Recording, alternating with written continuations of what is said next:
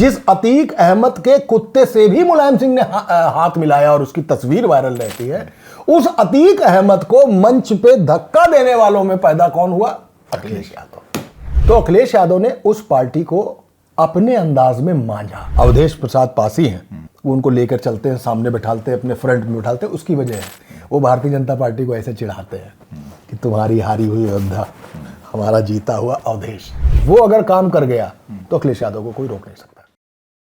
मनोज जी, आपने मुलायम सिंह जी की सरकार को देखा, अखिलेश जी की सरकार को देखा। मुलायम सिंह की राजनीति क्या थी, अखिलेश जी की राजनीति क्या है? मुलायम सिंह ने नेता पैदा किए, मुलायम सिंह ने समाजवादी पार्टी बनाई, अखिलेश यादव को वो पार्टी विरासत में मिली। जैसे यूं कहें कि कांग्रेस बनी और कांग्रेस अब गांधी परिवार के हाथ में है। विश्वास के तौर पर लोग मानते हैं कि गांधी फैमिली है तो कांग्रेस है।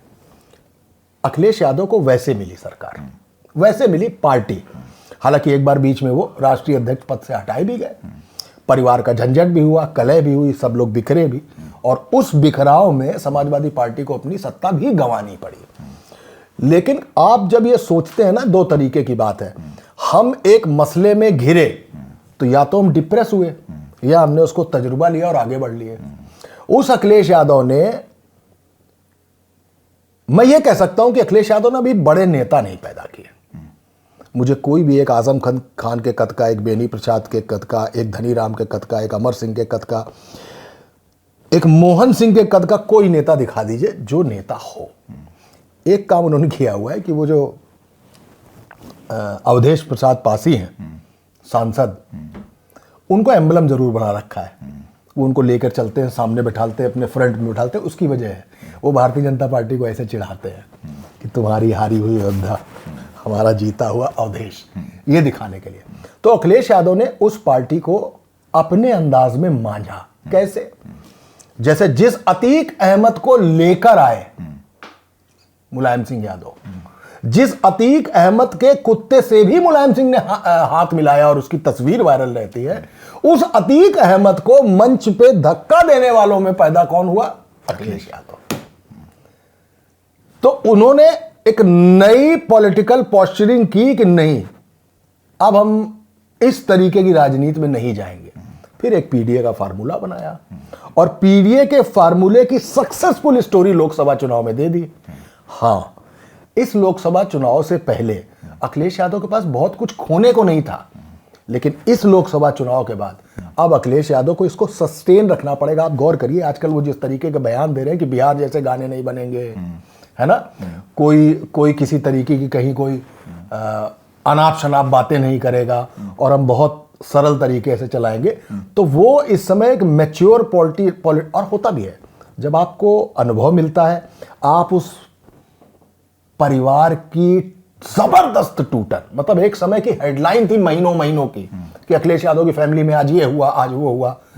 अब अखिलेश यादव जब एक शादी में जाते हैं और उनका छोटा भाई उनके पैर छूता है और बहू जो अपर्णा, जो कि सीधे संपर्क में दिखती है भारतीय जनता पार्टी है योगी आदित्यनाथ के, लेकिन वो जो हंसता हुआ मुस्कुराता हुआ चेहरा अखिलेश यादव का जाता है, वो अब मैसेजिंग की पॉलिटिक्स करने लगे हैं। उस अखिलेश यादव की उस पॉलिटिक्स में अब उनके पास बचाने के लिए बहुत कुछ है। उनको पीडीए फार्मूला रिपीट करना होगा 2027 में, क्योंकि अगर इस बार भी सत्ता उनके पास नहीं आती है तो उनकी बहुत समस्या बढ़ेगी नहीं, लेकिन कार्यकर्ता बिखरना शुरू होता है।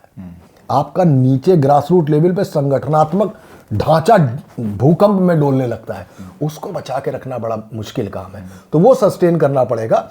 तो मुलायम सिंह ने पार्टी बनाई, मुलायम सिंह ने धनीराम वर्मा, बेनी प्रसाद वर्मा, अमर सिंह, मोहन सिंह, आजम खान, जनेश्वर मिश्र जैसे नेता खड़े किए। अखिलेश यादव ने उसको पॉलिश किया। अखिलेश यादव ने स्माइलिंग फेस के साथ अपना प्रेजेंटेशन बनाना शुरू किया। अखिलेश यादव ने माफियाज़म को दूर रखने की कोशिश की। अखिलेश यादव ने पीडीए का फार्मूला बनाया और उस पर वो एम्फसाइज करते रहते हैं लगातार। और अखिलेश यादव ने इस चुनाव में सबसे बड़ी लोकल पार्टी, मतलब प्रादेशिक प्रांतीय पार्टी को खड़ा करके एक एग्जाम्पल सेट तो कर ही दिया है। तो वो एक पॉलिश्ड नेता है और मुझे लगता है कि 2027 में कुछ उनके कर्म और कुछ भारतीय जनता पार्टी की इंटरनल पॉलिटिक्स का जो कर्म है वो अगर काम कर गया तो अखिलेश यादव को कोई रोक नहीं सकता। मुख्यमंत्री होंगे सरकार बनाने से, सरकार बन और सरकार बनेगी तो मुख्यमंत्री अखिलेश यादव ही होंगे। सरकार बना सकते हैं। हाँ, अब उसकी वजह है, उसकी वजह है कि दिल्ली और यूपी के बीच में एक झंझट है। झंझट है कि अगला नरेंद्र मोदी कौन, अगला प्राइम मिनिस्टर कौन।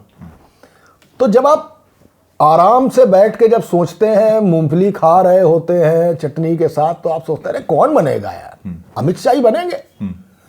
और अगर मैं सही माप पा रहा हूं, सही भांप पा रहा हूं, कैलकुलेशन कर पा रहा हूं, तो नरेंद्र मोदी भी अपनी विरासत अमित शाह को ही सौंपना चाहते होंगे। लेकिन योगी वन गवर्नमेंट के आधे कार्यकाल बाद, यानी करीबन 2.5 साल बाद या 3 साल बाद, आप गौर करेंगे कि योगी आदित्यनाथ अचानक एक अलग तरीके से इमर्ज हुए। चाहे वो कानून व्यवस्था हो, चाहे वो माफियाज़म के खिलाफ पुलिस को उतार देने जैसी बात है। अब अगर मेट्रो स्टेशन से कोई बच्ची चुरा के उसके संग रेप करेगा तो अगले दिन वो कहां होगा पता नहीं। Encounter, half encounter. दंगे अगर सीएए के यहां पे बवाल हुआ लखनऊ में, तो उन्होंने नई पॉलिसी बनाई कि सारे तोड़फोड़ की, आगजनी की सारी वसूली उन लोगों से होगी जिन्होंने की, और उनकी फोटो भी लगा देंगे, सब जगह पोस्टर लगा देंगे। लोग कोर्ट तक चले जाएंगे और कोर्ट से कहेंगे कि ये निजी मामला और उसमें आप किसी की तस्वीर नहीं लगा सकते। वो नया विधेयक ले आएंगे, बोले लगेगा और अब हर चौराहे पे लगेगा। वो अलग से डिसाइड करेंगे कि अब रहीम नगर में बुलडोजर चलना है तो पंत नगर में चलना है कि नहीं चलना है। वो ये तय करेंगे कि माफिया को खत्म करना है, गुंडों को खत्म करना है, गैंगस्टर एक्ट में नया प्राविधान करना है कि सिर्फ वो गैंग का लीडर ही नहीं, उसके पति पत्नी बच्चे गैंग मेंबर, इन सब की संपत्तियां सीज करके इन सबको ले लेंगे, उसमें लिस्ट में कर लेंगे। उस योगी आदित्यनाथ ने खुद को इमर्ज किया। लेकिन जब वो इमर्ज करता है अपने आप को, तो फिर जैसे मैं अपनी स्टोरी टेलिंग के शोज में जाता हूं, कश्मीर से कन्याकुमारी, गुजरात से लेके वेस्ट बंगाल तक जाता हूं, आप विश्वास मानेंगे वहां के जितने भी आयोजक होते हैं वो मुझसे सिर्फ एक बात जरूर करते हैं कि सर 10 मिनट आपसे योगी आदित्यनाथ पर बात होगी। यानी योगी आदित्यनाथ उनके लिए एक चेहरा बने हुए हैं, यार ये चीज क्या है। और फिर वो भारतीय जनता पार्टी जो भगवा भगवा करती है, वो भगवा रंग का कपड़ा पहन के तो खुद ही एक योगी खड़ा हुआ है। ये चीज खलती है सेंट्रल को कि ये आ गया, अब होता क्या है। अब उसमें होता ये कि योगी आदित्यनाथ मुख्यमंत्री हैं और उसी सरकार के 150 विधायक विधानसभा के वेल में उतरकर अपनी ही सरकार के खिलाफ प्रदर्शन करते हैं। उन्हीं सरकार का सांसद हरीश द्विवेदी कमिश्नर और डीएम के खिलाफ धरने पर बैठ जाता है। खरवार जो सांसद मिर्जापुर सोनभद्र की तरफ से कही थे, वो एक चिट्ठी लिखते हैं और उसमें सरकार की बुराई। वही प्रकाश द्विवेदी जो बांदा का विधायक है, वो विधायक एसडीएम को तमाचा मारना पड़ता है उसको, क्योंकि मसला कोई सुन नहीं रहा है। ब्राह्मणों में एक नाराजगी है और ये सच है, मैं इसका गवाह हूं। एक बड़े ऑफिसर के यहां उनके पिता की डेथ हुई, तो हम 4-5 विधायकों के साथ एक गाड़ी पे गए और रास्ते भर केवल यही बात हो रही थी कि ये ब्राह्मणों को एक होना पड़ेगा, ये ठाकुरवाद चलने नहीं देंगे, ये करने नहीं देंगे, होने नहीं देंगे। उसके बाद जब हम लोग वापस आए तो गाड़ी से एक एक विधायक उतर रहा था। तो जब 5 में से एक विधायक उतर जाता तो 4 कहते थे यही विभीषण है, इस पर भरोसा नहीं करना है। फिर दूसरा उतरता वो था, सब ब्राह्मण थे, सब ब्राह्मण थे। फिर तीसरा कहता है, जब दूसरा उतर जाता तो बाकी 3 कहते हैं ये वो जोड़ीदार है, दोनों रंगा बिल्ला है ब्राह्मण के, इनको अपने साथ जोड़ने की जरूरत नहीं है। फिर एक और उतरता था, अब 2 बचते थे। वो 2 भी बाकियों के लिए यही बात करते थे। तो है